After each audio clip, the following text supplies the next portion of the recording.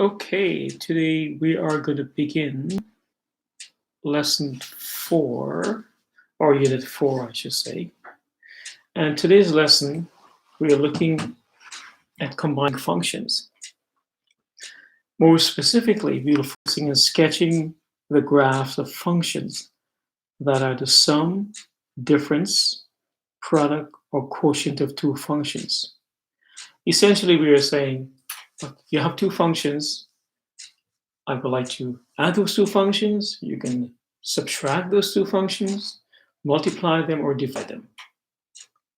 So the key concepts, I'll put it here. So our key concept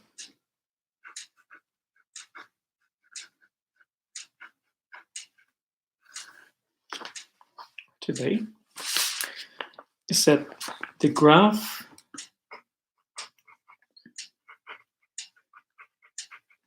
of two functions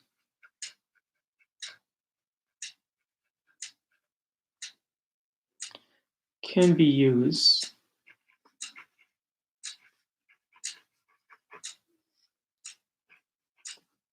to sketch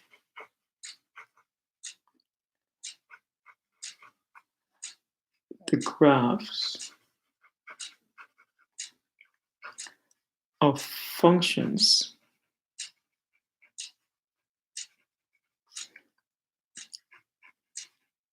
that are the one, in case one, the sum. So we could look at f of x, the function of x, plus f of g of x.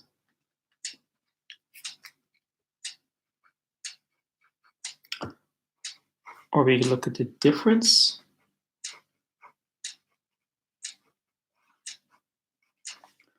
Be f of x minus g of x. Or we could look at the product of two functions, which is f of x multiplied by g of x. And finally, we can find the quotient. You have f of x divided by g of x. So in other words, we could, for example, add two functions, in this case here, to get a third function. Or we could subtract f of x, g of x from f of x to get a third function. So let's look at a few examples combining functions in your textbook, beginning on page 266. But before I get to that point of function, I just want to review a little bit on domain and range. So in your book, textbook, you'll see on the first page in this unit, it asks you to find the domain and range of each function. Now, the first one, the domain here would be, it's an absolute value. So the domain would be all of the real numbers. So we can say domain, say x real numbers, and the range, since the minimum point is 0, it's going where y must be greater than or equal to 0. And here we have a function, the square root, y is the square root x plus 2. So the domain for y is greater than negative 2. It starts from here, goes to the right, and the range y is greater than or equal to 0. And the third one, you have 1 over x plus 3, x plus 1, whereas an asymptote here is negative 1. So domain x is not equal to, let's say only because there's at this point an asymptote of negative 1.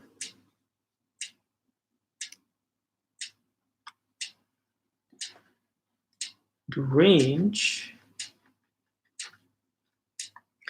there's a horizontal asymptote at y equals 0. So we can say that y is not equal to 0. So a little bit of review of domain and range, because we will be using it in this chapter. So let's look at the first example of combining functions. So let's look at example A, and we'll be adding two functions. So we can give you a heads up in adding two functions.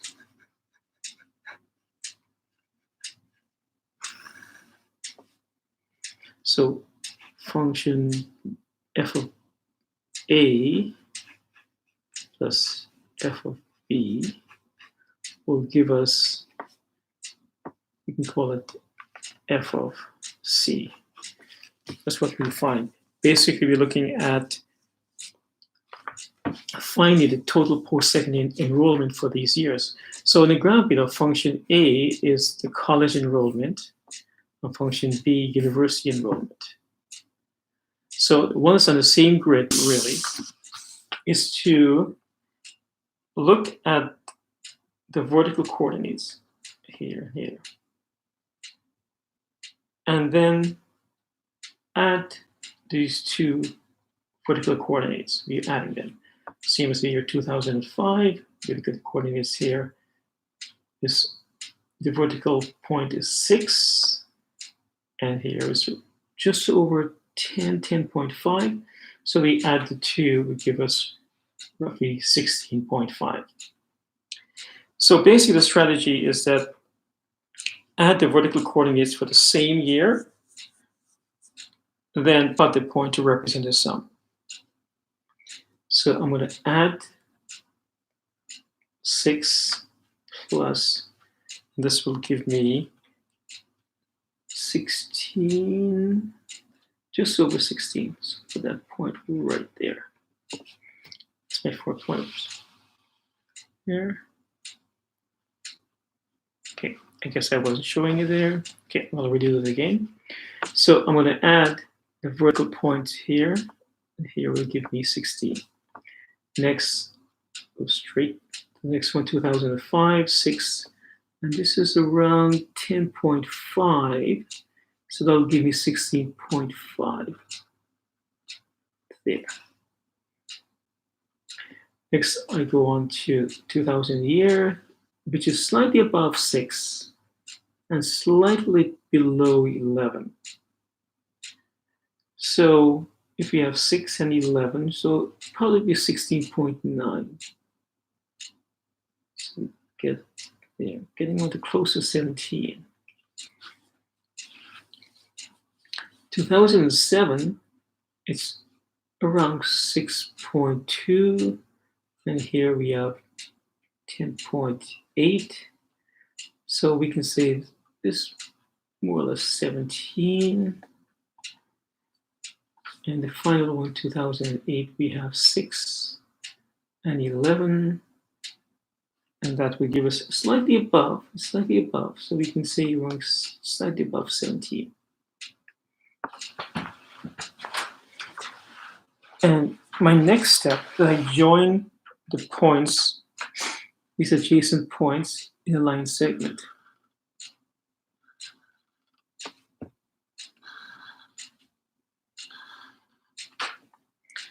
So this is function A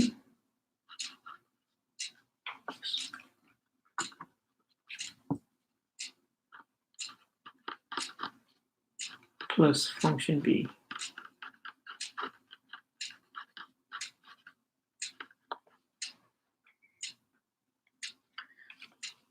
So your strategy again is I go to my vertical axis and look at the vertical coordinates for the same year. Then I add the two to give me a third point. Will give me my coordinate point for function A and function B. So this is adding two functions.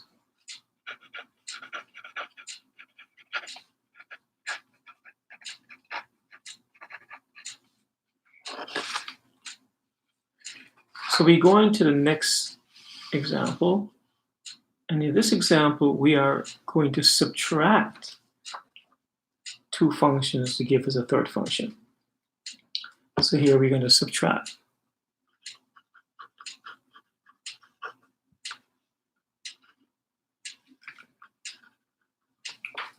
In this case, we're going to subtract our stopping distance from our reaction time to give us the breaking distance.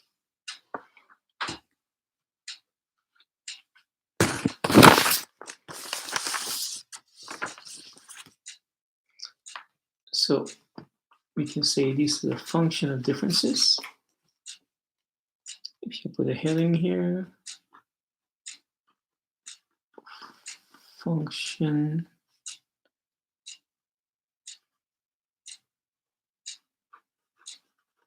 that are the differences.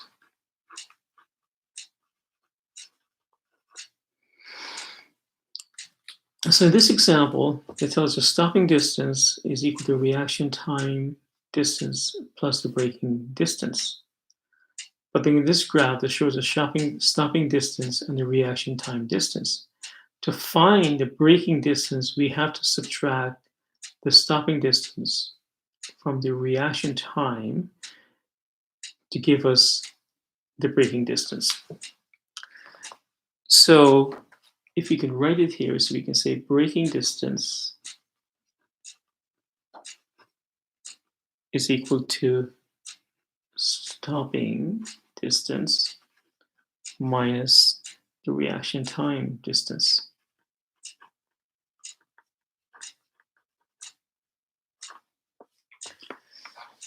So the easiest way to work this through is to create a chart. So we'll create a chart using our speed, 0, 20, 40, 60, 80, 100. Then look at the vertical axis or vertical line, and then subtract the stopping distance from the reaction time to give us the breaking distance. So we'll create a chart.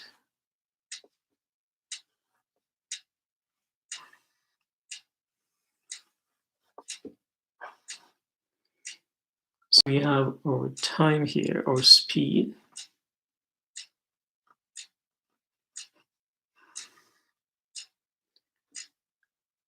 And stopping distance, we would stop here, minus reaction, and that will give us our breaking distance.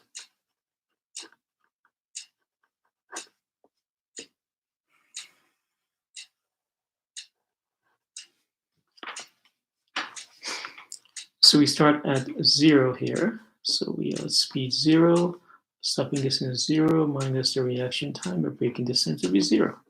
So that's our first point right there. Next point, we are looking at the speed of 20. Our stopping distance, it's around 10, minus our breaking distance around 5. So we see that's 5. So right here will be our next point on our breaking distance. Continue, we have, this gives a speed of 40. And at speed of 40, we're looking at approximately 20, which looks like 20, minus, let's say this roughly 9 for reaction time. So that'll give me 11. So go along here. So my next point would be right above 11.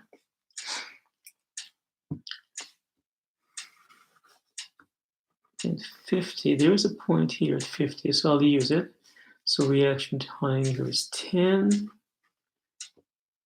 So my stopping distance is approximately 28. What was it, 28? More like 20. and 26. So it'll give me 16. So this will give me a point right about here. Okay, moving along, we have 60. Oops. Oh, this is the wrong point here. It should be right here. Okay, at 60, we have 65, roughly 35, minus, which is around 12, 23. So it's about here.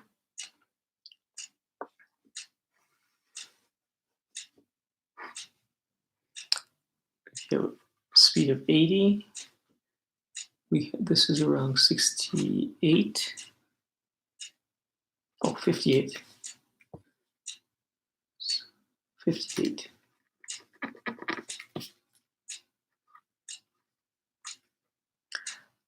Minus 18. This gives us 40. So this will give us a point of 40 right here. Moving. Next we have speed of 100. 90. So if we go straight up here, we have 90, and this will give us 20. 70. So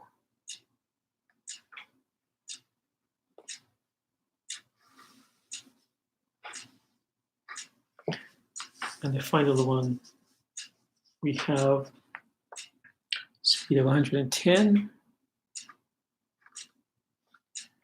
So we have a stopping distance of 110 and reaction time of approximately 22. Give us 88. So that's right along 100. It's just 90, 88. So it's a nice smooth curve.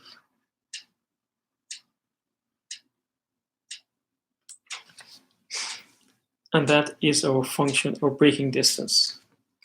So this is our braking distance.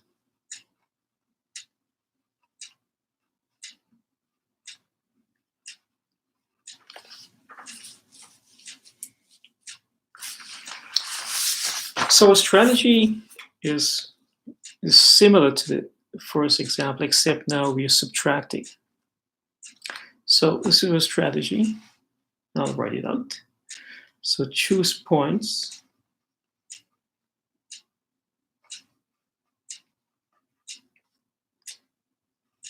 on both graphs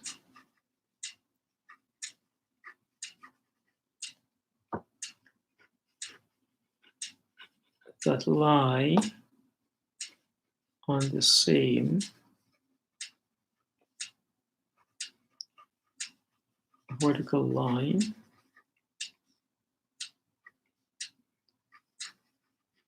Then estimate and subtract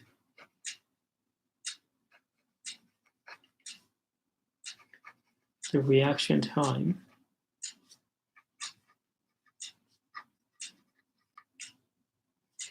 from the stopping distance.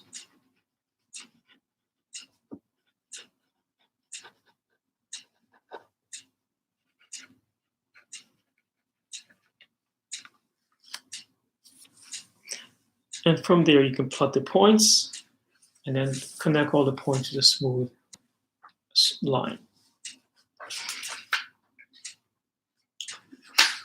The next example I would like to do is example C, where we are multiplying two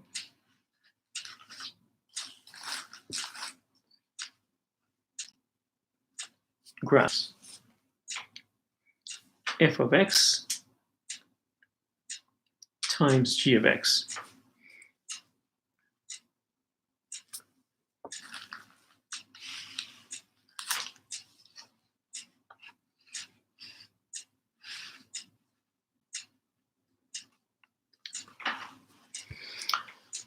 Okay, the most effective way of doing this is to create a table. Now here we have our graph f of x and g of x. So I'll create a table, and then to create the point, then plot the points.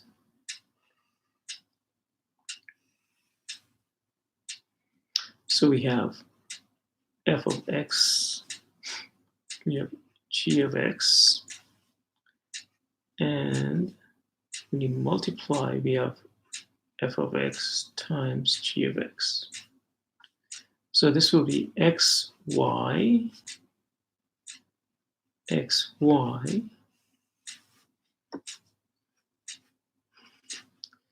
and what we have here, we have x, and that will give us y times y. So you're basically multiplying the y coordinates and keep the x coordinates. The x coordinate will be the same. So let's start off with the first coordinate point. So I look at my first coordinate point, and here I could start off where both are located. We have this point 0, 0 here. So x is 0, y is 0, and for g of x, it's also 0, 0. So x is 0. Now, 0 times 0, it's equal to 0. So my first question is 1, 1. And g of x is 1, negative 1. So give me 1. Now, 1 times negative 1 give me negative 1.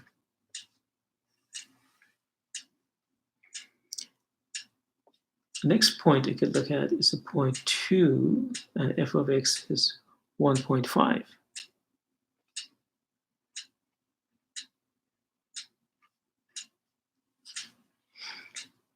And g of x would be 2, 0.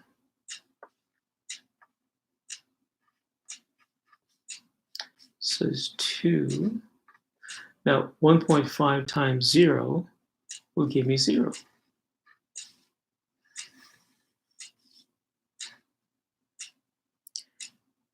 Then next point I look at is 3. So f of x, when f of x is 3, y is just under 2. So we can say this is about 1.75.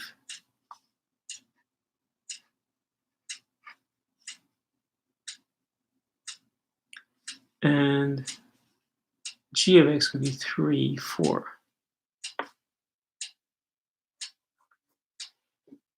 X is 3, oh, sorry, 3, 3.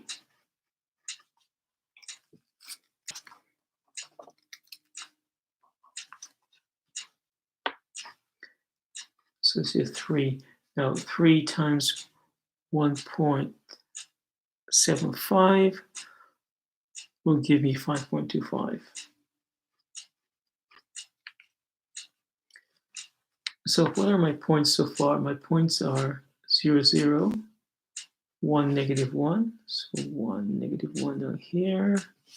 Next point will be 2, 0. Next point will be 3, 5.25, which is about... Now we have to do one more point. And we have 4. So we have 4, x is 4, y is 2.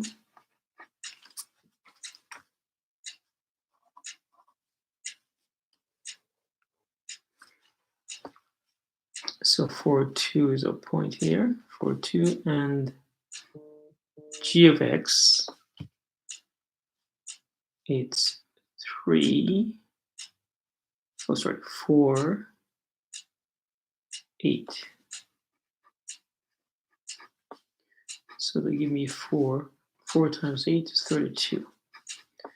So way above there, so we can't do anything about that. So now we connect our points, and this is my graph. So this is f of x multiplied by g of x. So it's the same process as we did before. I simply choose points on both graphs, the line, and I use these values for the point in the graph. Then I plot the points in the same vertical axis to give me my graph of f of x multiplied by g of x. We have one more graph to go, and in this case, we're looking at the differences.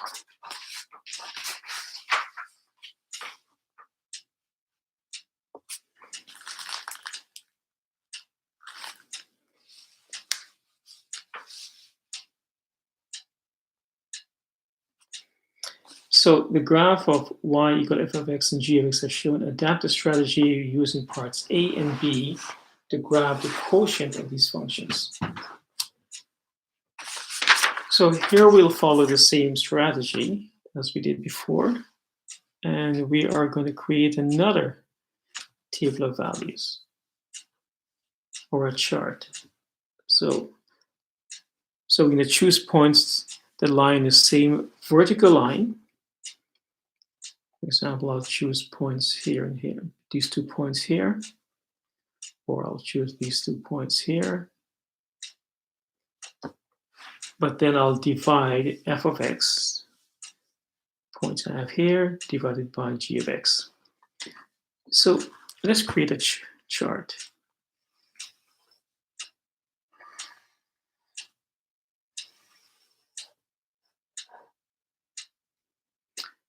So we have f of x here, g of x, and over here we have f of x, g of x. Essentially, we'll be dividing the y values, or the y coordinate points. So if we have x, y, and x, y,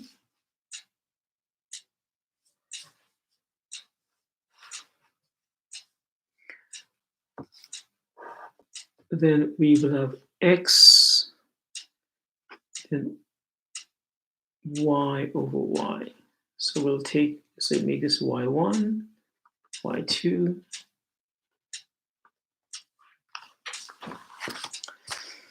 So let's look at the first coordinate points. We have -3, 3 for f of x.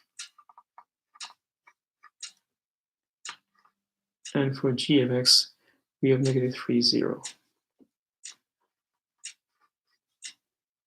So this can be -3. Now, 3 divided by 0 is undefined. So we can immediately put an asymptote here. Tell me this is undefined. Maybe I use a blue pen for that, so let me highlight it.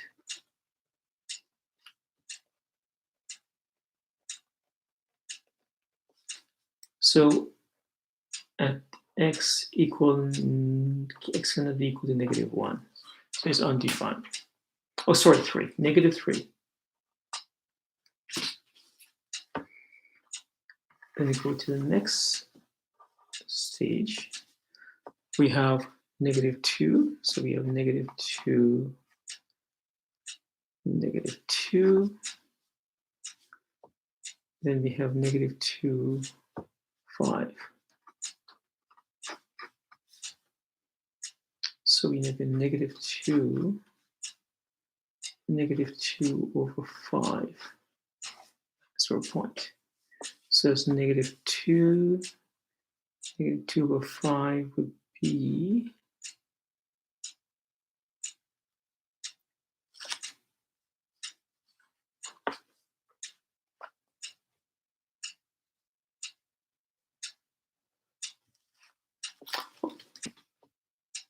This is incorrect.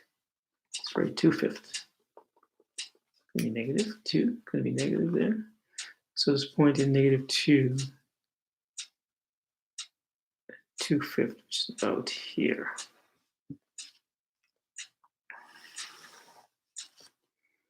Our next point is negative 1, 1.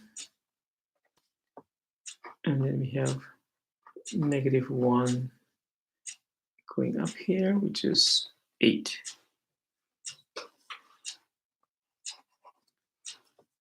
Negative 1, 8. So negative 1, 1/8. So negative 1, 1/8, which would be slightly below 1/5, 2/5. The next point we have 0, 0. And that would be 0, 9. Up here, give us 0. And obviously that will be 0, 0. So this point right here doesn't show up that well.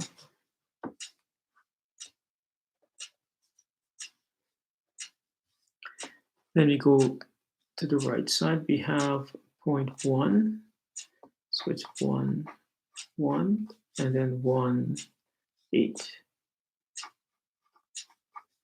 So it gives us 1 and 1, 8. So 1 divided by 8.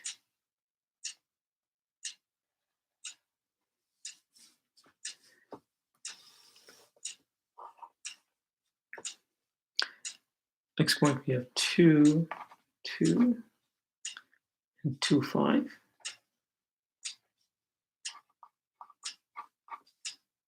So it's 2 and 2/5.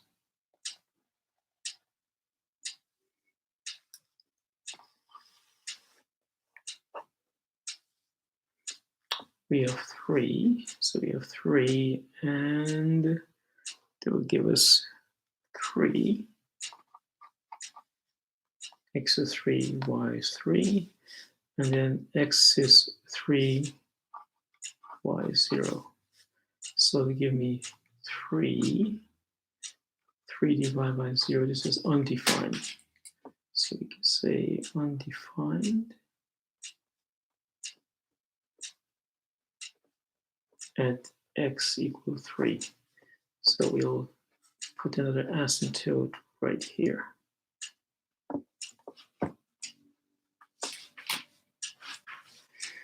And we'll do a final point, which is 4, x is 4, y is 4 for f of x. And we can find anything there. Maybe 4, negative 20. So it's way beyond scope here. We'll have here 4, 4, negative 20.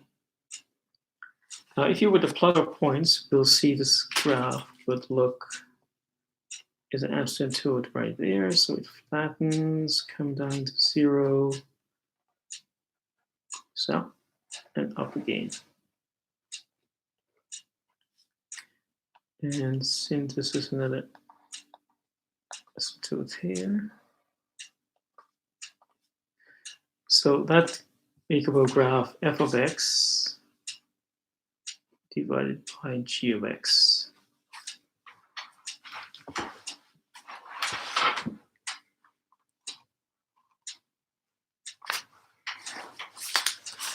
So basically we're following the same strategy as before.